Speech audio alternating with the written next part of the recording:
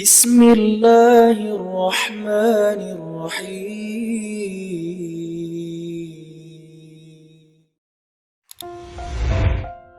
Assalamualaikum warahmatullahi wabarakatuh. Beri kami motivasi dalam situasi pandemi ini.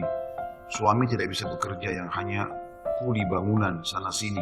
Proyek ditutup dan kami tidak ada pemasukan sama sekali karena mengandalkan gaji harian. Jazakumullah khairan. Cobaan dari Allah Subhanahu wa taala. Ini cobaan.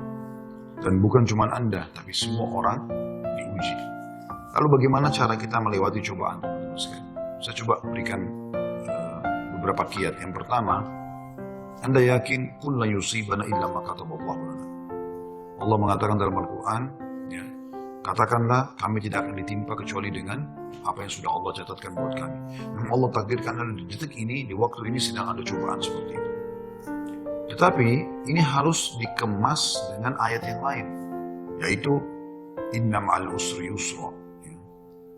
Fa inna ma'al usri yusra. Sungguhnya di setiap kesulitan akan ada kemudahan, di setiap kesulitan pasti ada kemudahan.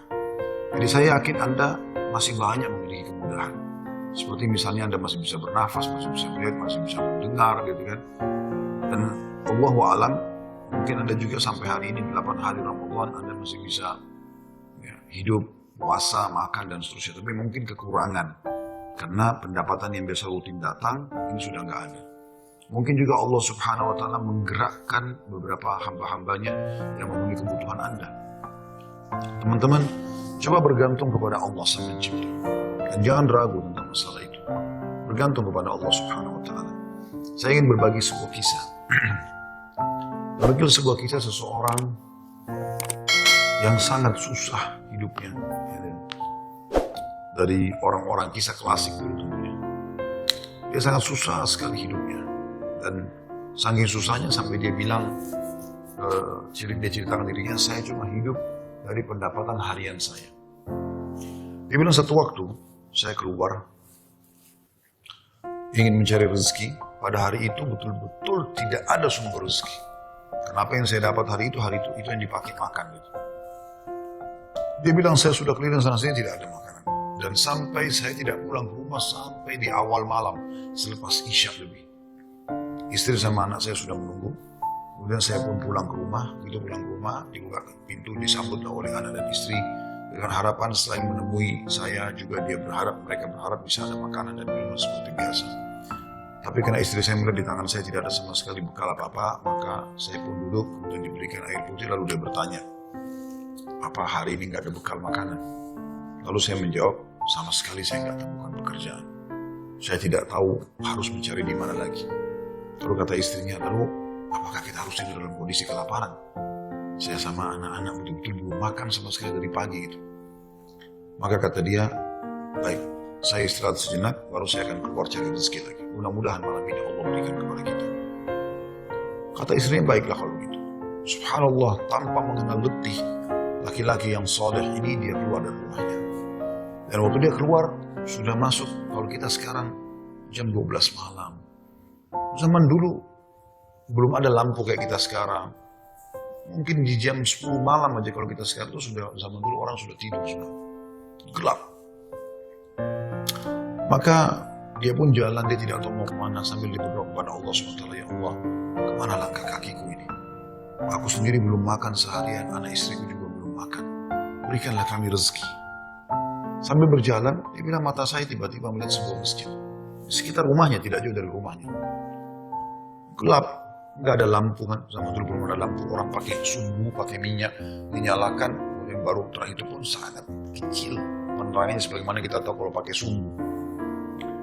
Maka dia coba nyalakan api, menyala, kemudian dia wudu, dia sholat, dia tidak tahu harus buat apa lagi.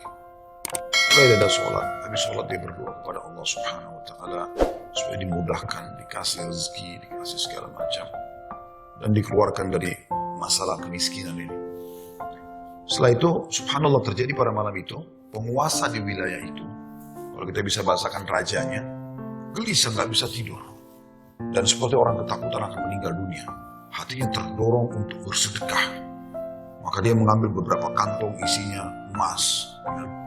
Lalu dibawa sama dia, dan dia bilang, ya Allah, hatiku sangat gelisah, aku takut meninggal sementara aku masih belum memiliki bekal yang cukup bertemu denganmu. maka izinkanlah hambamu ini bersedekah di jalanmu. Dia bawa berapa banyak karung yang dia bisa bawa, karung-karung kecil, bungkusan emas semuanya. Dia naik kuda dan dia mengatakan, ya Allah, dan aku minta petunjuk kepadamu. Aku tidak akan memegang tali kekangan kudaku ini, aku biarkan jalan. Raja tidak minta dikawal oleh siapapun. Tergerak hatinya begitu. Subhanallah, dia jalan. Jalan. Subhanallah ya, Maha Suci Allah, kisah nyata ini menjelaskan. Kudanya berhenti di masjid yang ada orang soleh tadi yang susah itu. Dia juga heran, kudanya masuk di halaman masjid, diam di situ. Dia turun. Apa ini rahasianya? Kenapa Allah datangkan ke masjid ini? Dia bilang, saya masuk masjid gelap.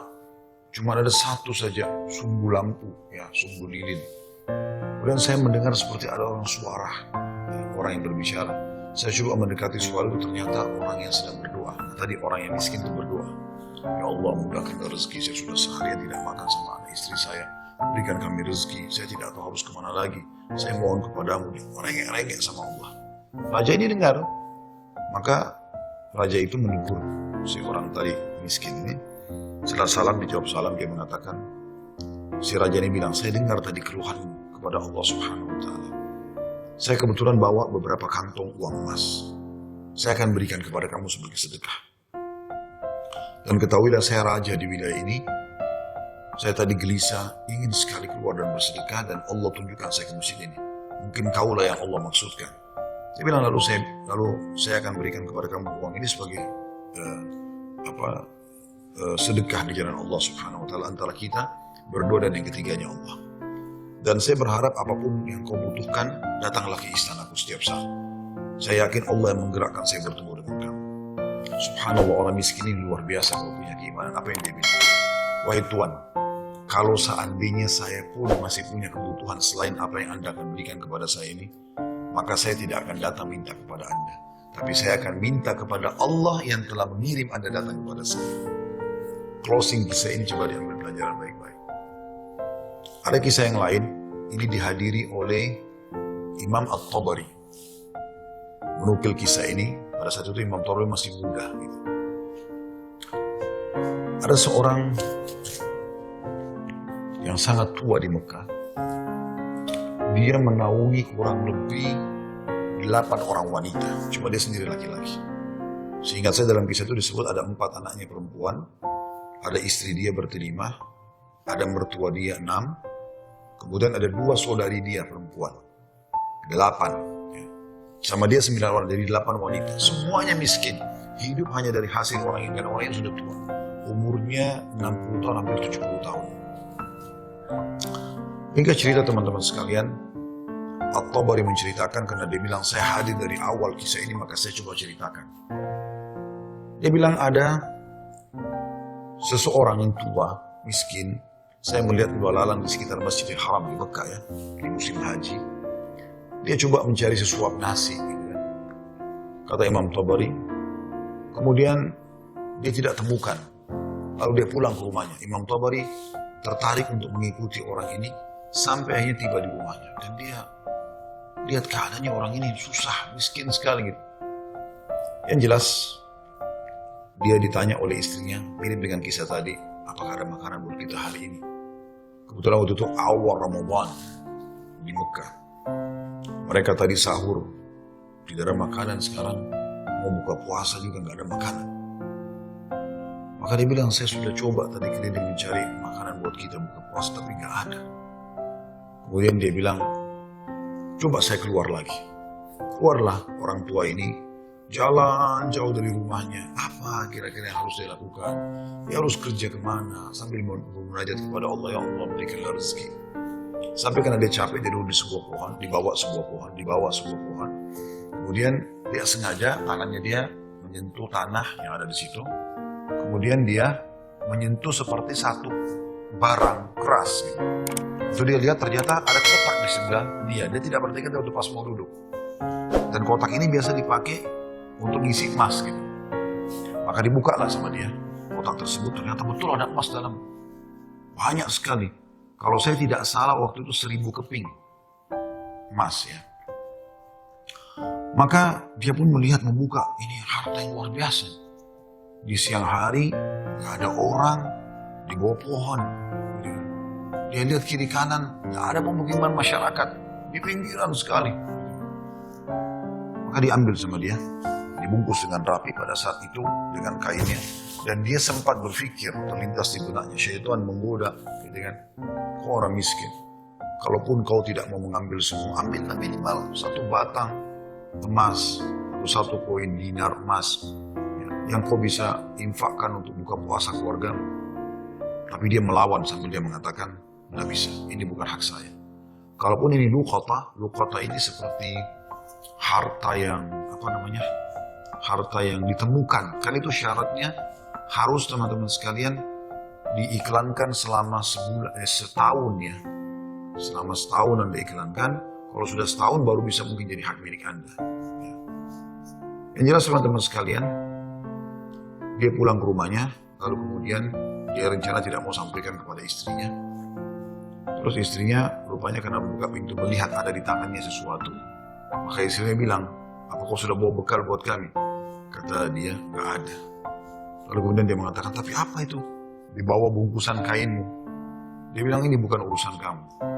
Dia bilang, saya minta atas nama Allah, jelaskan apa itu. Karena istrinya membawa nama Allah, maka dia mengatakan, ceritanya begini tadi.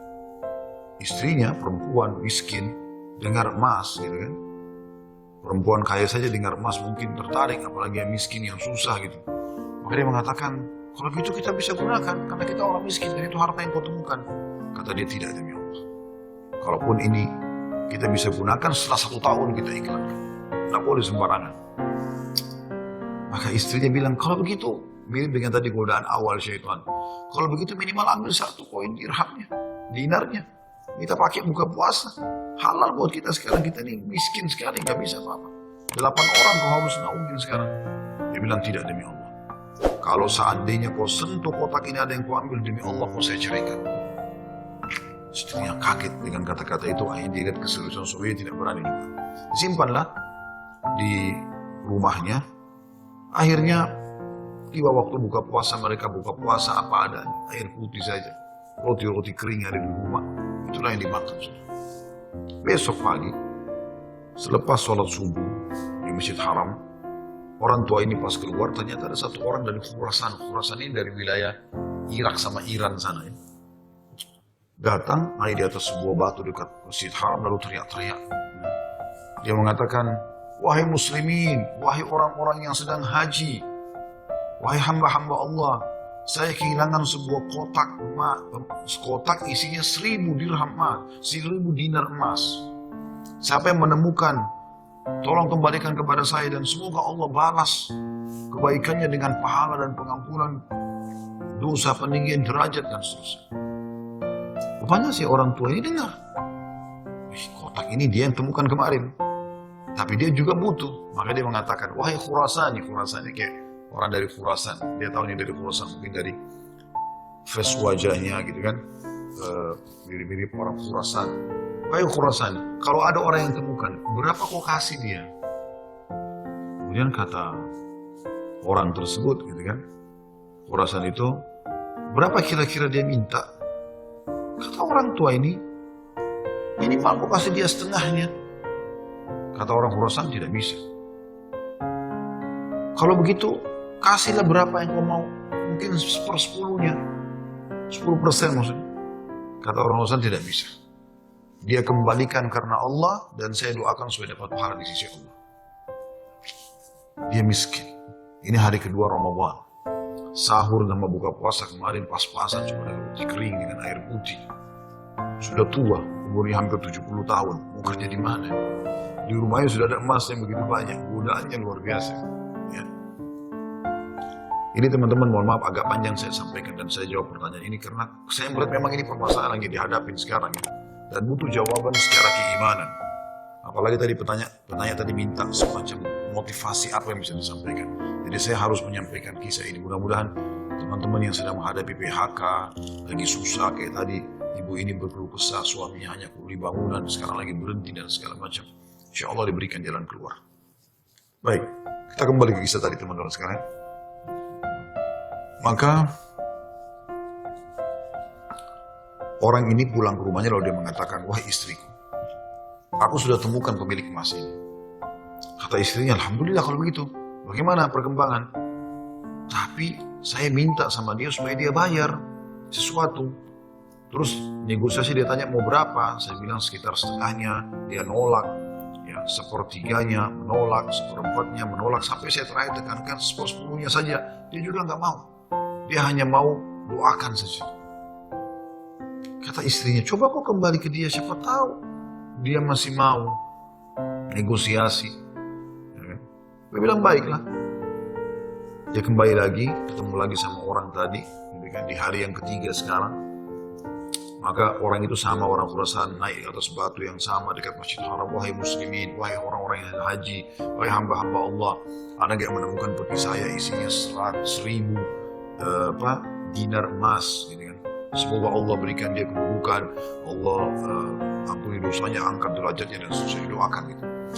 Datang lagi orang tadi mengatakan, wahai Khurasan, saya sudah bilang sama kau kemarin, berilah upah. Mungkin kalau kau tawarkan upah, orang yang mau mengembalikan penemunya. Kata dia, berapa paman saya kasih? Saya bilang kemarin 1/10. Orang sana mengatakan, enggak, saya nggak mau. Kalau begitu, berikan dia 1 saja. 1%, 1 saja. Ya. Dinar itu, yang dia bisa pakai setengahnya, dia sedekahkan untuk beri makan orang-orang susah di sekitar haram, setengahnya lagi dia pakai buat kebutuhan keluarganya. Orang Khurasan ini diam lalu mengatakan tidak demi Allah. Itu luar biasa, dia nggak mau kasih. Pokoknya dia kembalikan utuh, ya, atau nggak usah. Dan dia berharap pahala di sisi Allah. Kalau dia minta bayaran, saya nggak mau. Orang ini kembali lagi ke rumahnya, bilang lagi sama istrinya, orang ini betul-betul tidak mau. 1 koin dinar, 1 dinar pun dia nggak mau kasih. Kata istrinya, lalu bagaimana? Kata dia, saya akan berazam sudah mau kembalikan. Semoga Allah menyelesaikan permasalahan kita. Kata Imam Tabari yang menceritakan kisah ini, dia betul-betul hadiri kisah ini. Dia tahu jalan ceritanya dan dia menceritakan. Lalu orang ini kembali lagi, ternyata di hari selanjutnya masih sama lagi kejadiannya. Terus kemudian kata orang tua ini karena sudah 3 hari berturut-turut dia mengatakan, wahai Khurasan, kau mau petimu? Saya tahu di mana petimu itu. Kata dia, ya baiklah, saya akan ikut tadi. Kata Imam Tabari, saya ikut ke rumahnya orang tua ini. Jalan. Pada saat tiba di satu rumah, ada rumah yang terbuat dindingnya dari tanah liat. Sama sekali tidak kelihatan ada layak untuk ditinggal. Tapi hanya sekitar tanah liat, mungkin kalau ada angin kencang bisa rubuh. Atapnya ditutup hanya dengan kain-kain sobek. Ya.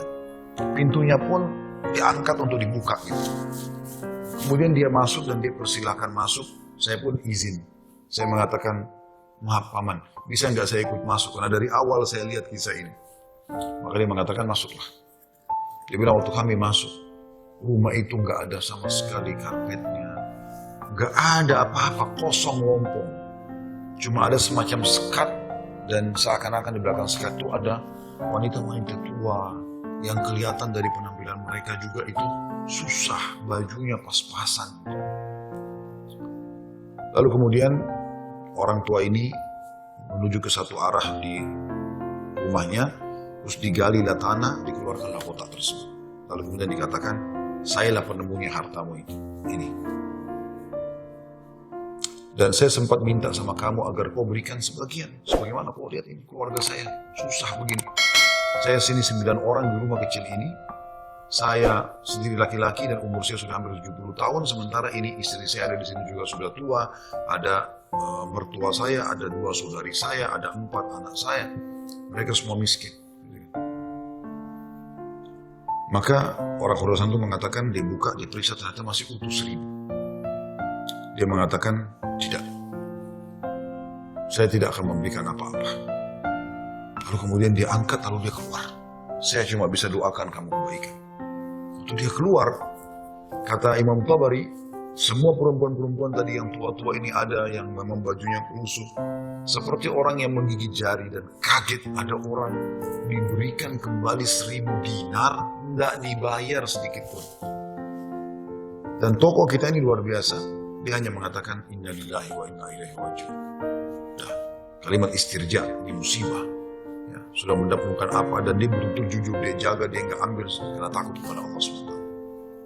Dia bilang sementara itu, kata Imam Tabari bilang, saya tidak tahu mau bilang apa. Saya pun menundukkan kepala, serba salah, karena waktu itu Imam Tabari masih muda dan belum punya apa-apa gitu. Dia juga membantu apa gitu. Dia bilang, tiba-tiba ada yang ketuk pintu. Lalu pemilik rumah ini buka, ternyata orang Khurasan tadi kembali lagi. Kata dia, ada apa wahai Khurasan? Istilahkan Khurasan ini maksudnya nisbat kepada negeri Khurasan itu. Kata orang Khurasan itu, bisa saya masuk? Kata dia, baik, silahkan masuk. Masuklah dia. Kemudian dia mengatakan begini ceritanya. Saya ini punya seorang ayah yang meninggalkan 3 peti emas seperti ini. Masing-masing isinya 1000 dinar emas. 1000 dinar emas. Saat dia, waktu ayah saya waktu meninggal, dia mengatakan, 1 dinar emas kamu bagikan sebagai warisan. 1 dinar emas, 1 kotak maksudnya, bukan 1 dinar ya, maksudnya 1 kotak, berarti 1000 dinar emas kau bagikan sebagai warisan. Itu sudah banyak sekali. 1 kotak 1000 dinar emas lagi kamu gunakan untuk pergi haji kalau aku meninggal.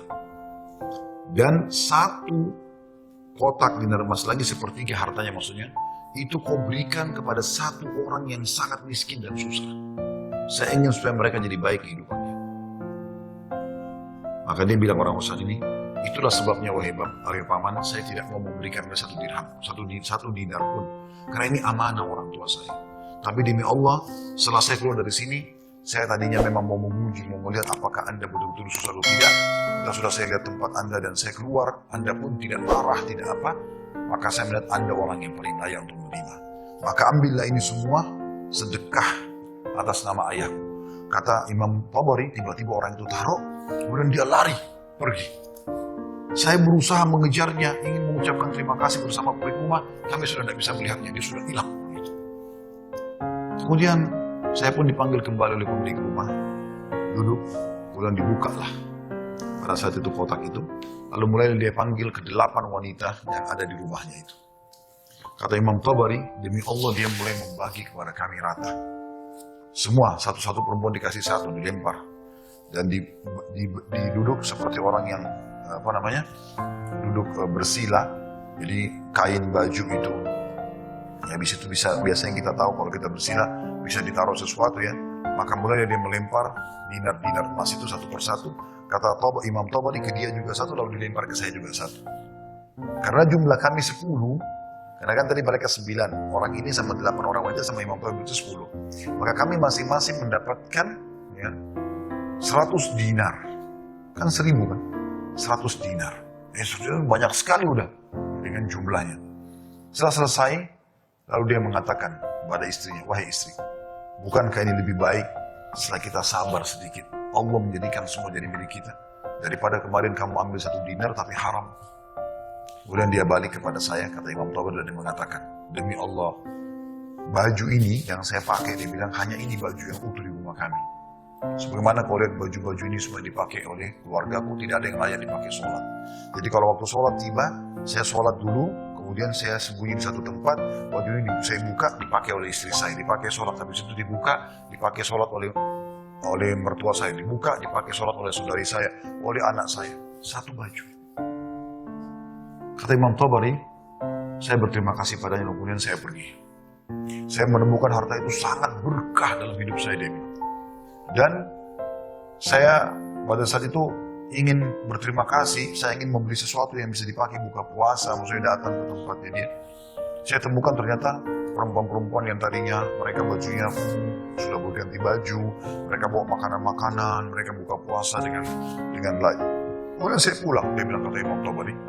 Beberapa tahun kemudian saya datang lagi ke Mekah, saya datang ke alamat yang sama, rumah itu sudah tidak ada, saya cari tahu ternyata orang tuanya sudah meninggal, dan saya temukan anak-anaknya yang perempuan 4 itu semua menikah dengan tokoh-tokoh masyarakat Mekah, orang-orang kaya, dan keluarga mereka menjadi orang yang mampu semua.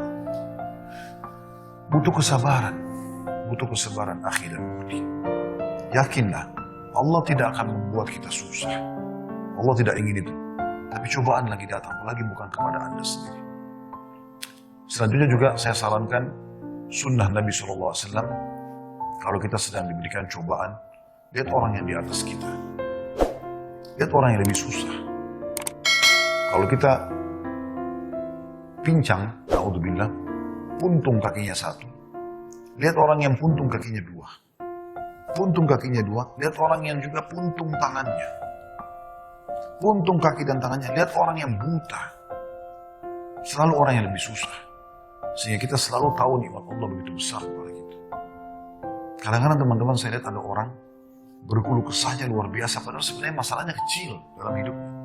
Masalahnya masih bisa dia laluin, tapi dia besar-besarkan masalah itu. Sehingga akhirnya dia tidak bisa melalui cobaan dengan baik. Apa kata Umar radhiyallahu anhu tentang masalah ini? Orang yang Allah berikan cobaan kepada dia, dan pasti Allah akan uji hamba-hambanya. Sebagaimana Allah jelaskan dalam surah Al-Baqarah, ayat 155 ya. A'udzubillahi minasyaitonirrajim. Walanabluwannakum bisyai'in minal khauf. Kami pasti akan menguji kalian dengan sedikit takut. Minal khaufi wal ju', rasa lapar. Wa naqsi minal amwali wal anfusi wath thamarat, dan kekurangan jiwa. Yang orang kita cintai meninggal, harta juga kurang, hasil panen juga kurang, pekerjaan tidak ada, di PHK, kayak sekarang masa pandemi. Wabasyirus sabirin, dan sampaikan benar-benar kepada orang-orang yang sabar. Siapa mereka ya Allah? 156-nya. Alladzina idza asabatuhum musibatun qalu inna lillahi wa inna ilaihi raji'un. Mereka yang kalau ditimpa musibah, mereka mengatakan kami milik Allah, kami akan kembali kepada Allah. Lalu Allah bilang apa? Ulaika, mereka lah. Alaihim salawatun rabbihim rahmah. Mereka akan dapat ya, jalan keluar dan rezeki dari Tuhan mereka. Wa ulaika humul muflihun, dan mereka adalah orang-orang yang beruntung. Jadi sini teman-teman sekalian, Anda sabar dalam melaluinya dan lihat orang yang lebih berat. Insya Allah akan ada jalan keluar, tidak mungkin tidak. Yang penting teman-teman, di saat kita lagi genting, terus bergerak, terus berusaha, terus ikhtiar, terus berdoa kepada Allah SWT. Saling dukung-menukung, jangan saling menyalahkan.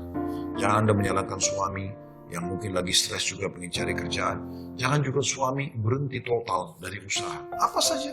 Mungkin rezeki Anda ada pada tetangga Anda, mungkin ada rumah yang mewah, yang bagus di dekat rumah, tawarkan diri. Betul-betul masa pandemi ini saya kuli bangunan, saya nggak bisa kerja apa-apa, rumah saya di sebelah sini.